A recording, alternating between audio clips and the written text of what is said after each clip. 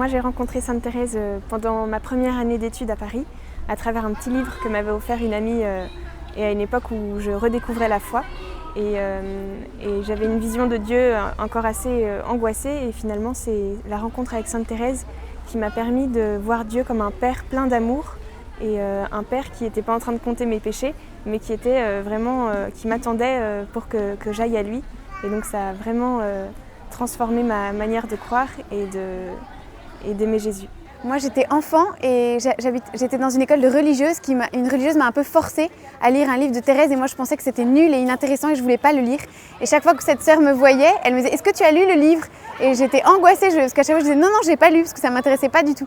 Et un jour par obligation j'ai lu le livre et je me souviens avoir pleuré pendant 1 heure, je devais avoir 12 ans parce que j'avais compris que Dieu m'aimait moi. Et ça a juste été une lumière qui m'a lancée dans la foi, je pense. Donc moi aussi, je lui dois énormément.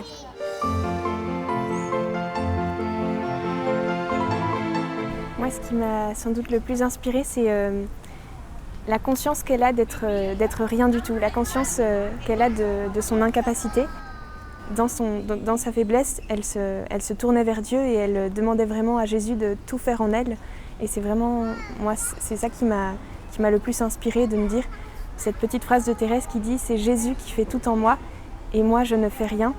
Et donc voilà, c'est vraiment ça que je garde au cœur de chacun des chants que j'ai pu composer.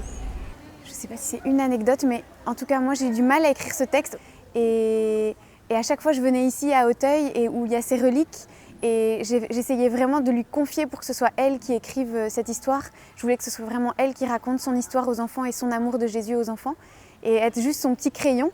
Et du coup je venais ici en lui disant « Mais Thérèse, j'arrive pas, je suis bloquée ou ça marche pas ». Et puis après souvent les choses se débloquaient et en effet j'arrivais à exprimer davantage et elle m'a vraiment aidée concrètement. Elle est vraiment proche ici, Thérèse, en fait. C'est ça qu'on voulait vraiment dire, c'est que je pense que ce qui nous a inspiré, c'est sa proximité.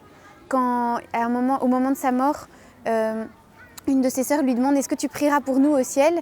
Elle dit « Non, je ne prierai pas pour vous, je descendrai ». Et nous, on l'a vraiment vécu, elle descend et elle nous aide très concrètement en étant très proche et très présente dans notre vie quotidienne.